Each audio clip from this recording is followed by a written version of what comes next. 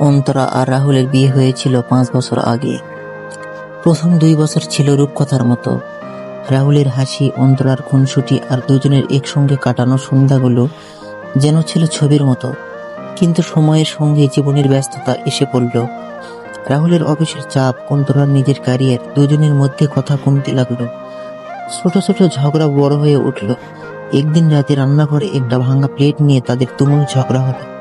অন্তরা বলে উঠল, তুমি কখনো আমার কথা বোঝো না। রাহুল চুপ করে ঘর থেকে বেরিয়ে গেল। পরের দিন সকালে অন্তরা ঘুম থেকে উঠে দেখে রাহুল রান্নাঘরে তার জন্য কফি বানাচ্ছে। টেবিলে একটা ছোট্ট নোট, তোমার কফিতে এখনো 2 চামচ চিনি দেই।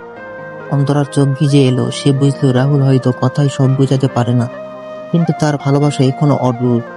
সেদিন সন্ধ্যায় অন্তরা রাহুলের জন্য তার পছন্দের মাছের পাতুরি রান্না করল। খেতে খেতে রাহুল বলল, এটা ঠিক আমার মায়ের হাতের মতো। দুজনেই হেসে উঠল অনেকদিন পর। এরপর থেকে তারা একটা নিয়ম করলো, প্রতি রোববার একসঙ্গে রান্না করবে।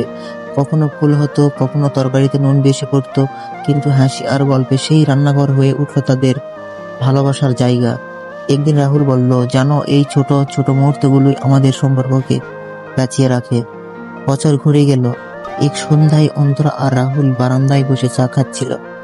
আকাশে মেঘ, বৃষ্টির ফোঁটা পড়ছে। অন্তরা বলল, আমরা অনেক দূর এসেছি, তাই না? রাহুল হেসে বলল, হ্যাঁ, আর এভাবেই বাকি পথ চলবো। হঠাৎ বৃষ্টি জোরে নামলো। রাহুল অন্তরার হাত ধরে বলল, চলো ভিজি। দুজনে বৃষ্টিতে ভিজতে ভিজতে হাসতে লাগলো, যেন আবার সেই প্রথম দিনের ভালোবাসায় ফিরে গেছে। এভাবেই ছোট ছোট মুহূর্তে একটু বোঝাপড়া আর একসঙ্গে হাসির মাধ্যমে তাদের সম্পর্ক বেঁচে থাকলো।